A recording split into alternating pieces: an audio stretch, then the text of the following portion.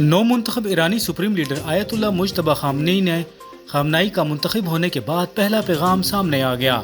اپنے آڈیو پیغام میں ایرانی سپریم لیڈر آیت اللہ مجتبی خامنئی نے شہداء کے خون کا بدلہ لینے کا اعلان کرتے ہوئے کہا کہ آبنائے ہرمز بند رہے گی۔ ایرانی سپریم لیڈر کا کہنا تھا کہ میرا عہدہ مجھ سے کئی چیزوں کا تقاضا کر رہا ہے۔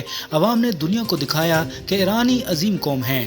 عوام کی حمایت کے بغیر میری کوئی اہمیت نہیں ہے۔ وزیر اعظم شہباز شریف چند گھنٹوں کے ہنگامی سرکاری دورہ پر سعودی عرب پہنچ گئے۔ وزیر اعظم کا جدہ کے بین الاقوامی ہوائی اڈے کے رائل ٹرمینل پر مکہ ریجنل کے ڈپٹی گورنر نے استقبال کیا۔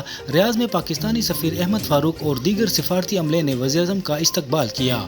وزیر اعظم آفس کے مطابق وزیر اعظم سعودی عرب میں چند گھنٹے قیام کریں گے۔ وزیر اعظم سعودی عرب کے ولی عہد شہزادہ محمد بن سلمان سے ملاقات کریں گے۔ سعودی ولی عہد سے ملاقات کے بعد وطن واپس روانہ ہو جائیں گے۔ صدر مملکت آصف علی زرداری نے نہال ہاشمی کو گورنر سندھ تعینات کرنے کی منظوری دے دی۔ صدر مملکت نے وزیر اعظم کی ایڈوائس پر نہال ہاشمی کی بطور گورنر تقرری کی منظوری دی ہے۔ صدر زرداری نے نہال ہاشمی کو گورنر سندھ تعینات ہونے پر مبارکباد دیتے ہوئے نیک تمناؤں کا اظہار کیا۔ ایرانی صدر مسعود پشیزگان نے اسرائیل اور امریکہ سے جنگ بندی کے لیے 3 شرائط رکھ دی۔ ایرانی صدر مسعود پشیزگان نے سوشل میڈیا پر جاری بیان میں کہا کہ ایران کے آئینی حقوق تسلیم کیے جائیں، جنگ میں ایران کے نقصانات کا ہرجانہ ادا کیا جائے اور آئندہ ایران کے خلاف جارحیت نہیں ہوگی، عالمی طاقتیں اس کی ضمانت دیں۔ وفاقی حکومت کی جانب سے پیٹرولیم مصنوعات کی قیمتوں میں رد و بدل کا اعلان کل کیا جائے گا۔ وزیر خزانہ محمد اورنگزیب نے کہا کہ عالمی مارکیٹ میں پیٹرولیم مصنوعات کی قیمتیں بڑھ رہی ہیں۔ ان کا کہنا تھا کہ آئی ایم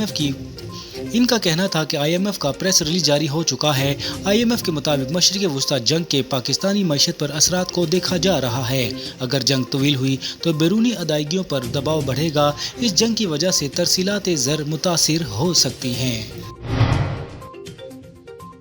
اور امریکی محکمہ خارجہ نے پشاور میں قائم اپنے قونصل خانے کو مستقل طور پر بند کرنے کا فیصلہ کر لیا ہے۔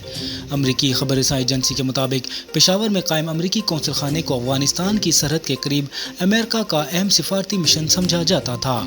خبر رساں ایجنسی کے مطابق امریکی محکمہ خارجہ نے اس فیصلے سے متعلق کانگریس کو رواں ہفتے آگاہ کر دیا ہے۔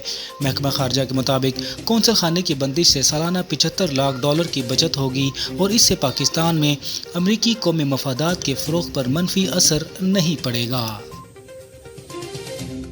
مزید خبروں سے آگاہ رہنے کے لیے ہمارے چینل HI TV کو سبسکرائب کریں۔